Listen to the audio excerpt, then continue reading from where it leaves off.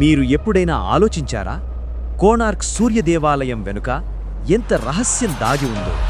ఇది కేవలం రాళ్లతో చేసిన దేవాలయం కాదు, రక్తం, త్యాగం మరియు మానవ ప్రతిభతో ముడిపడిన ఆలయం. ఒక 12 ఏళ్ల బాలుడు తన తండ్రి గౌరవాన్ని కాపాడటానికి ప్రాణమర్పించాడు. ఆ బాలుడి పేరు ధర్మపాదుడు.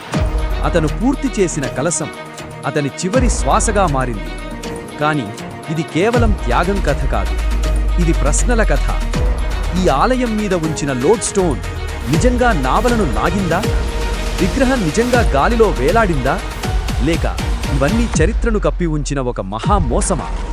సాంబ పురాణం, పంజాబ్లోని ముల్తాన్, ఒరిస్సాలోని కోణార్క్, ఇన్ని కథలు ఒకే దేవాలయంతో ఎలా ముడిపడ్డాయి?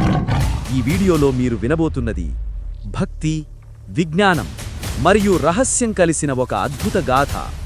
కోణార్క్ వెనుక ఉన్న నిజం తెలుసుకోవడానికి చివరి వరకు ఉండండి. ముస్లింలు మరియు కాకతీయులతో యుద్ధాలు. ఉత్తరాన బెంగాల్ ముస్లింలు పెద్ద ముప్పుగా నిలిచారు. దక్షిణాన కాకతీయ పాలకుడు గణపతి దేవుతో వారసత్వ యుద్ధం జరిగింది.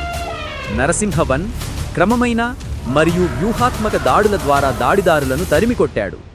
1243లో ఒరిస్సా సైన్యం లక్ష్మణవతి భూభాగాన్ని భేదించి కటాసిన్ యుద్ధంలో ముస్లింలను పరాజకరిచింది. 1245లో సైన్యం మళ్లీ దూకుడు చూపించి లఖనావతి వరకు ఎదిగింది. తబాకత్ ఈ నసీరీ వృత్తాంతం ప్రకారం ముస్లింలకు పెద్ద నష్టాలు వచ్చి రాజధానికి వెనక్కి తగ్గిపోయారు.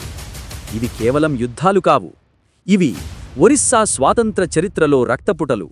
ప్రతి యుద్ధం, ప్రతి ఆలయం ఒకే సందేశం చెబుతోంది: ధర్మం రక్షించబడుతుంది,